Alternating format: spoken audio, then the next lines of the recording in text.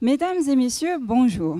C'est en observant les élèves en classe demander à leur enseignant ceci que j'ai choisi mon sujet. Madame, j'ai eu une compétence maîtrisée au contrôle, mais ça fait combien sur 20? Ou encore, monsieur, j'avais une compétence verte sur Pronote ce week-end et maintenant elle est jaune. Pourquoi? Vous l'aurez tous deviné, mon étude porte sur l'évaluation par compétences.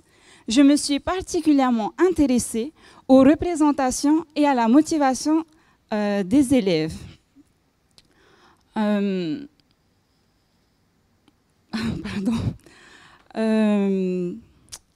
J'ai mené une étude exploratoire afin de recueillir leurs représentations et d'observer son impact sur la motivation. Les représentations de 18 élèves de 3e ont été relevées à partir d'entretiens filmés puis transcrits. L'analyse de ces entretiens s'est faite en 2 parties, une analyse des représentations des élèves sur l'évaluation par compétences et une analyse de son impact sur la motivation.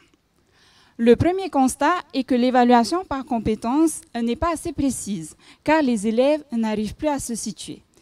Ils continuent de demander aux enseignants de convertir leurs compétences en notes chiffrées et ils pensent que l'évaluation par compétences, avec seulement 4 niveaux de maîtrise, est trop limitée. Puis, l'évaluation par compétences est également perçue comme une évaluation qui aide les élèves ayant un niveau scolaire plus faible et qu'elle permet de mieux dissimuler l'échec derrière une réussite. Le second constat rejoint l'article de Roland Viau, disant qu'en général, l'évaluation démoralise les élèves et les pousse donc à travailler pour avoir des bons résultats et des diplômes et non pour apprendre. Malheureusement, l'évaluation par compétences n'y fait pas exception, puisqu'en dissimulant les mauvaises notes comme le pensent les élèves, ils adoptent donc un comportement encore moins persévérant que d'habitude. Pour conclure, la majorité des élèves ont un discours négatif par rapport à l'évaluation par compétences et ils préfèrent évidemment l'évaluation par notes chiffrées.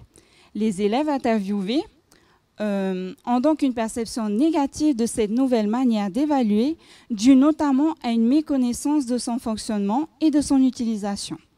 Ils perçoivent les avantages de l'évaluation par compétences, mais ils pensent que l'évaluation chiffrée leur est plus bénéfique. Il est donc important de donner du sens aux modalités d'évaluation, tout comme les apprentissages, afin éventuellement d'obtenir des représentations et des résultats plus positifs chez nos élèves. Merci beaucoup.